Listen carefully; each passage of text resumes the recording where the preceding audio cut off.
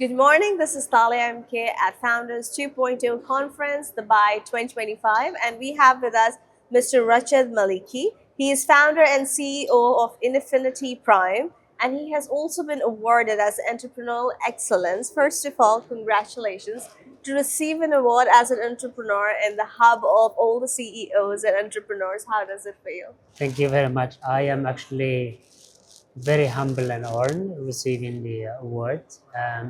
It feels good. It feels good in all honesty. I think is a recognition for the hard work.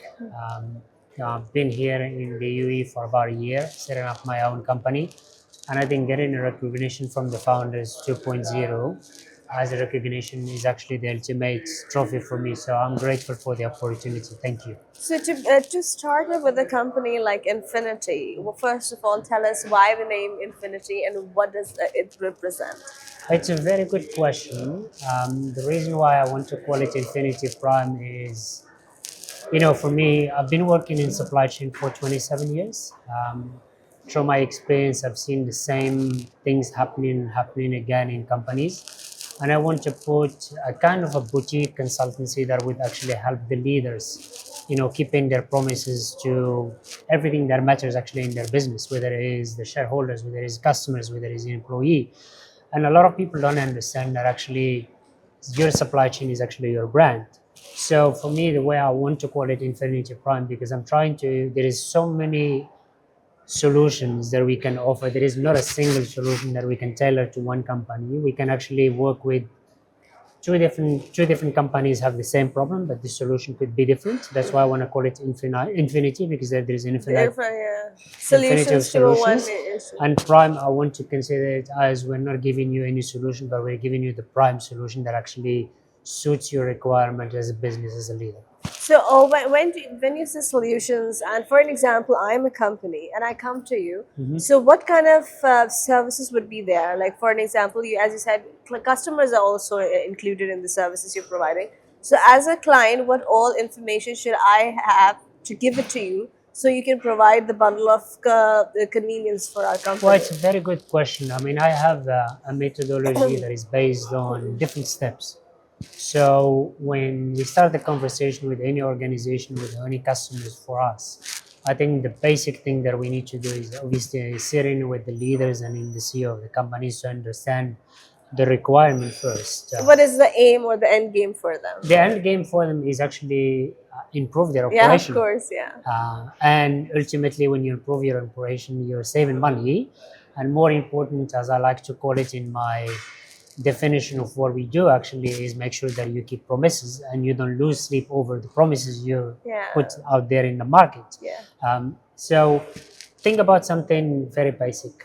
When you as a customer receive something in a nicely packaged on time, Yeah. what is the first reaction you have? You're happy. I'm really with it. happy. I'm excited to Correct. open it and check what it is. Absolutely. But at that time, no one thinks about supply chain. Yeah. We only think about the brand, because what we see in front of us is actually We don't the care product. what all happened behind the camera. But if you then have a very good supply chain on the back end, the beautiful parcel that you have received could easily go back and it becomes a nightmare, because first of all, it comes damaged. Yeah. You've been waiting for 3 days Yes. instead of delivery on time. So that's what we try to do, is actually work with the organization to make sure that the whole back engine, what I call the back engine, is working properly so that we can deliver on time, we can save money, but also build something that is resilient for the future, because in the world we live in, everything keeps changing and you have to have a resilient supply chain for the future. Exactly.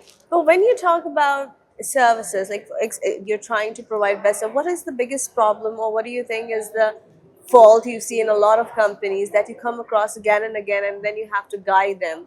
It's something that we don't think about, and it can be very basic. Well, it's a very good question. I wouldn't think about something that actually happened across all the organization, but I would give you something that actually is a pattern that is happening across the organization. When a company is very small, they said we are actually too small to worry about supply chain. When they start scaling up, it's a little Then bit they're too like late. Panicking. Oh my God, how to do it? Correct. It's a They little didn't bit too- even thought that it's gonna work out for them, their own company. Then the foundation is not there. Yeah. Then we are in a panic mode. Yes. And that's why I get the call saying we need your help. Okay. So your services are available only in globally, or is it the No, they are specific available. region? They are available globally. So one of the reasons I was living before coming to, I lived in a couple of regions around the world. I was lucky with my line of work, call it that way. So I had to travel the world. We lived with my family in Europe. We lived also in Singapore. We lived in South Africa. We lived in Morocco and in South. Also, we lived in Australia for 8 years. So before coming to the UAE, I was living in Australia. And the reason I picked up Dubai is because of that global reach.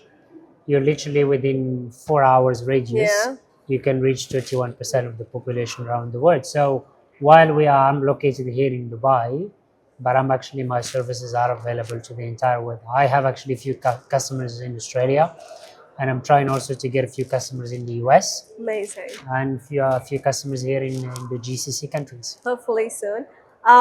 As you're the one helping out and providing help to all the companies, what are you as a customer or a client taking from this seminar and through 2.0 conferences? I think is a very good networking. That's first and foremost. You're coming meeting other people from other industry, from other countries. So I think it's the opportunity for a lot of people to actually spend time and get connections around the world. And I always believe that maybe from nothing, I'll end up having something.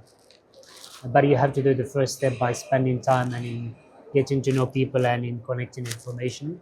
The second piece that is actually very important for us as business leaders is the fact that we're doing self-promotion for ourselves. And thank you very much for Thank the you. interview. Thank you, It's sir. already a good marketing tool Yeah, that is probably going to circulate around social media, yeah, and that's also the way we get yeah. to get visibility in the market. Perfect. Thank you so much for your time, Pleasure. and we hope to see you grow and help all the other companies as well with you to grow. And on that note, when you believe in something, try it, when it happens, don't panic. Plan it, and it's okay to make mistakes. And in the road you're making your dreams come true, be kind. Try avoiding plastic, save water. And this is Talia MK signing off. Thank you.